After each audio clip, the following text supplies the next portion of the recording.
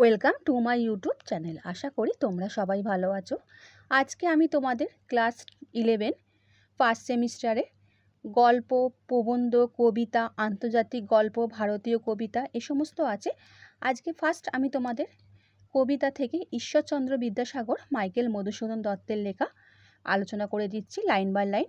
Next ভিডিওতে আমি তোমাদের এখান থেকে কোশ্চেন অ্যান্সার দিয়ে দেবো। আর ভিডিওটা ভালো লাগলে লাইক এবং বন্ধুদের শেয়ার করে দিও।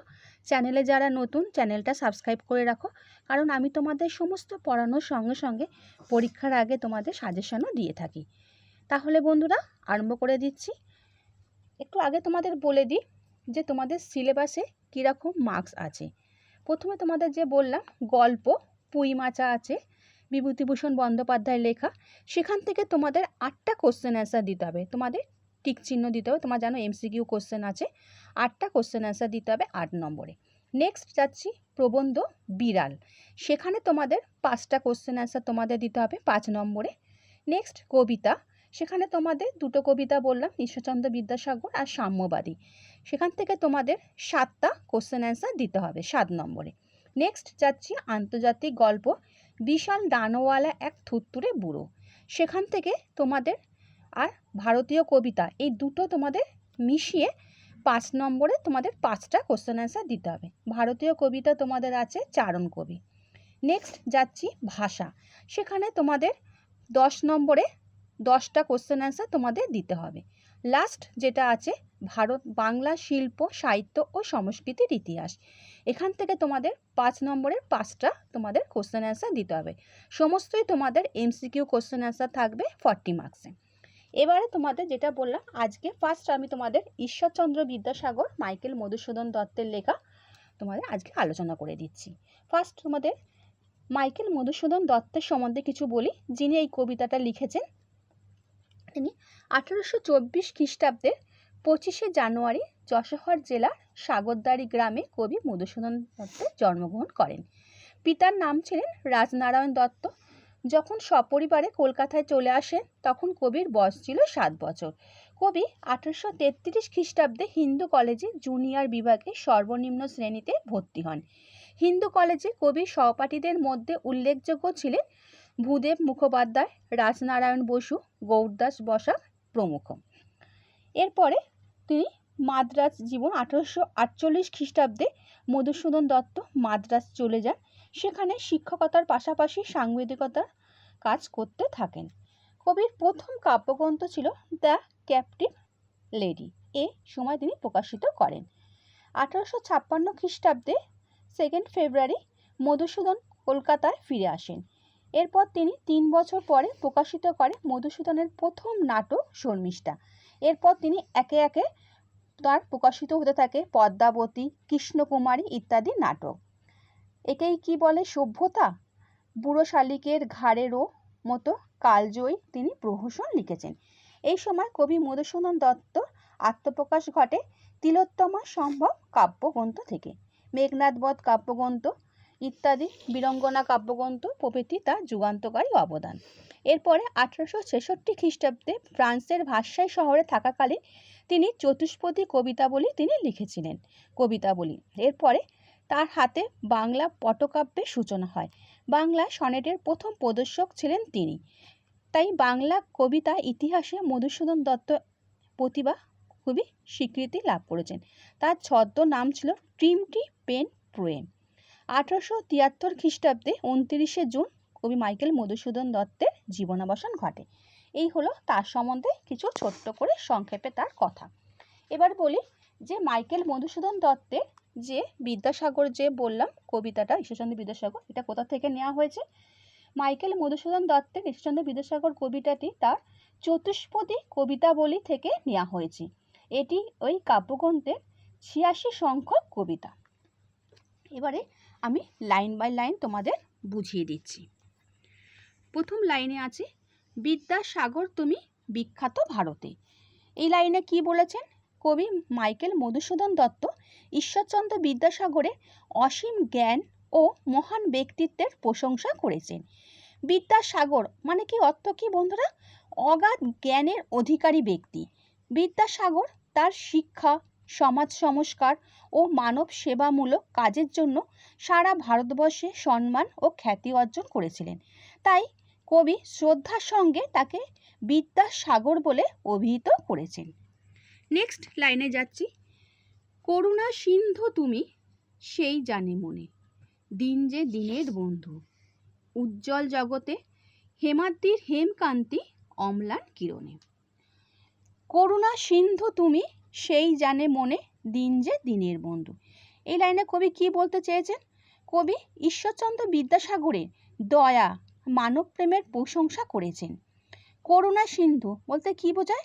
মানে দয়ার সমুদ্র, অসহায় দরিদ্র দুঃখী মানুষের প্রতি তিনি সবসময় সাহায্যের হাত বাড়িয়ে দিতেন। তাই দিন দুঃখী মানুষের কাছে তিনি প্রকৃত বন্ধু হিসাবে পরিচিত ছিলেন। নেক্সট লাইনে কি বলেছিল? উজ্জ্বল জগতে হেমাদ্রির হেমকান্তি অম্লান কিরণে। এখানে কবি কি বোঝাতে চেয়েছেন? কবি বিদ্যাসাগরের উজ্জ্বল খ্যাতির কথা বলেছেন। হিমালয় সোনালী আভা যেমন চিরদিন উজ্জ্বল থাকে, তেমনি বিদ্যাসাগরের গৌরব ও মহৎ কর্ম চিরকাল মানুষের মনে উজ্জ্বল হয়ে থাকবে। তার নাম ও অবদান কখনোই ম্লান হবে না। নেক্সট লাইনে যাচ্ছি। কিন্তু ভাগ্য বলে পেয়ে সে মহাপর্বতে, যেজন আশ্রয় লয় সুবর্ণ চরণে, সেই জানে কত গুণ ধরে কত মতে গিরিশ। তাহলে কি বলছে? প্রথম লাইনটা তোমাদের আগে বলি। কিন্তু ভাগ্য বলে পেয়ে সে মহাপর্বতে। কবি এখানে কি বলতে চেয়েছেন? কবি বলেছেন ভাগ্যবান সেই ব্যক্তি যিনি সেই মহান পর্বতের কাছে যাওয়ার সুযোগ পান। এখানে মহান পর্বত বলতে কাকে বোঝানো হয়েছে বন্ধুরা? ঈশ্বরচন্দ্র বিদ্যাসাগরের মহান ব্যক্তিত্বকে এখানে মহান পর্বতের সঙ্গে কবি তুলনা করেছেন। নেক্সট লাইনে যাচ্ছি। যেজন আশ্রয় লয় সুবর্ণ চরণে। কবি বলেছেন যে ব্যক্তি বিদ্যাসাগরের আশ্রয় স্নেহ ও ভালোবাসা লাভ করেন তিনি তার মহত্বকে কাছ থেকে দেখার সুযোগ পান। সুবর্ণ চরণ বলতে কবি কি বোঝায়? বলতে তার পবিত্র ও মহান আশ্রয়কে বোঝানো হয়েছে। সেই জানে কত গুণ ধরে কত মতে গিরিশ। কবি বলেছেন পর্বতের প্রকৃত মহত্ব যেমন কাছে গেলে বোঝা যায়, তেমনি বিদ্যাসাগরের অসংখ্য গুণ, দয়া ও মহান চরিত্র কেবল তার সান্নিধ্য লাভ করলেই সেটা উপলব্ধি করা যায়। নেক্সট লাইনে কি বলেছে? কি সেবা তার সে সুখ সদনে, দানে বাড়ি নদীরূপ বিমলা কিঙ্করী, যোগায় অমৃত ফল পরম আদরে, দীর্ঘশির তরুদল দাসরূপ ধরি, পরিমলে ফুলকুল 10 দিশ ভরে, দিবসে শীতল শাসী ছায়া বনেশ্বরী, নিশায় সুশান্ত নিদ্রা ক্লান্তি দূর করে। আমি তোমাদের একটু একটু অল্প অল্প করে লাইনে বুঝিয়ে দিচ্ছি। কি সেবা তার সে সুখ সদনে। কবি কি বলেছেন? পর্বত তার আশ্রয় থাকা সকল জীবের অনেক উপকার করে, তেমনি ঈশ্বরচন্দ্র বিদ্যাসাগরও মানুষের সেবা কল্যাণে নিজেকে উৎসর্গ করেছিলেন। দানে বাড়ি নদীরূপ বিমলা কিঙ্করী। এখানে বলেছেন পর্বত থেকে যে নির্মল নদী, পর্বত থেকে যে নদী বের হয় নির্মল জল, সেটা কি হয় মানুষের জীবনে, জল যেমন মানুষের জীবন বাঁচিয়ে রাখে, মানুষকে তৃপ্তি প্রদান করে সেই নির্মল জল। এখানে নদীকে পর্বতের সেবিকা বা কিঙ্করী বলা হয়েছে। এই উপমার মাধ্যমে কবি বোঝাতে চেয়েছেন যেমন নদী নিঃস্বার্থভাবে মানুষকে উপকার করে, জল দান করে, তেমনি ঈশ্বরচন্দ্র বিদ্যাসাগরও নিজের দয়া উদারতা ও সাহায্যের মাধ্যমে মানুষের কল্যাণ করেছেন। নেক্সট লাইনে যোগায় অমৃত ফল পরম আদরে, দীর্ঘশির তরুদল দাসরূপ ধরি। তাহলে কি বলছেন? এখানে কবি বোঝাতে চেয়েছেন পর্বতের উঁচু উঁচু গাছগুলো যেন পর্বতের দাসের মতো মানুষের সেবা করে, তারা স্নেহ ও যত্নের সঙ্গে সুস্বাদু উপকারী ফল দেয়। এই উপমার মাধ্যমে কবি বোঝাতে চেয়েছেন যেমন গাছ নিঃস্বার্থভাবে মানুষের উপকার করে, তেমনি ঈশ্বরচন্দ্র বিদ্যাসাগরও নিজের জ্ঞান, দয়া, ভালোবাসা, উদারতার মাধ্যমে মানুষের কল্যাণে সারা জীবন কাজ করেছেন। পরিমলে ফুলকুল 10 দিশ ভরে। এখানে কবি বলেছেন পর্বতের ফুলগুলো তাদের সুন্দর সুগন্ধে চারিদিক যেমন ভরিয়ে তোলে এবং পরিবেশকে কি করে, মনোরম করে তোলে।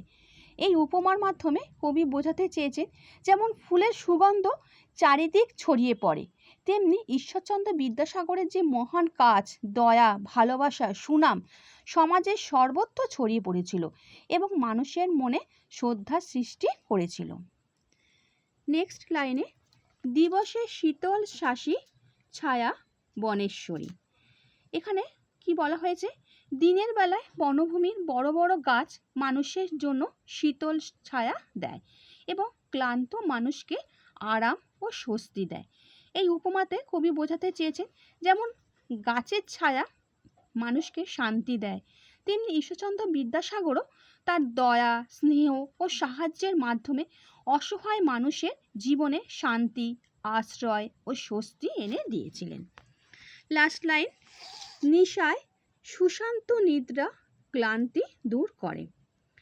এখানে কবি বলতে চেয়েছেন রাতের শান্ত ও মনোরম পরিবেশ মানুষের ক্লান্তি দূর করে, তাকে শান্তিতে ঘুমাতে সাহায্য করে। এখানে কবি বোঝাতে চেয়েছেন যেমন প্রকৃতি মানুষকে আরাম ও শান্তি দেয়, তেমনি ঈশ্বরচন্দ্র বিদ্যাসাগরও তার দয়া, স্নেহ, মহান কাজের মাধ্যমে মানুষের দুঃখ কষ্ট দূর করে তাদের জীবনে শান্তি স্বস্তি এনে দিয়েছিলেন। আশা করি তোমাদের কবিতাটা যে বোঝালাম ব্যাখ্যা করে অল্প অল্প করে তোমরা বুঝতে পেরেছো। তাও যদি কারোর কোনো অসুবিধা থাকে, কোনো লাইন বুঝতে পারছো না বা কোনো অসুবিধা হচ্ছে, তাহলে আমাকে কমেন্ট করে জানাতে পারো, আমি তোমাদের সেটা আবার তোমাদের নেক্সট ভিডিওতে বুঝিয়ে দেবো। এরপরে আমি চলে যাব তোমাদের পরের ভিডিওতে কোশ্চেন অ্যান্সার দিয়ে দেবো। 1 নম্বরে তোমাদের এমসিকিউ আসবে, যেটা বললাম কোশ্চেন অ্যান্সার আলোচনা করে দেবো। ভিডিওটা ভালো লাগলে বন্ধুদের শেয়ার করে দিও। আচ্ছা বন্ধুরা, ভালো থেকো।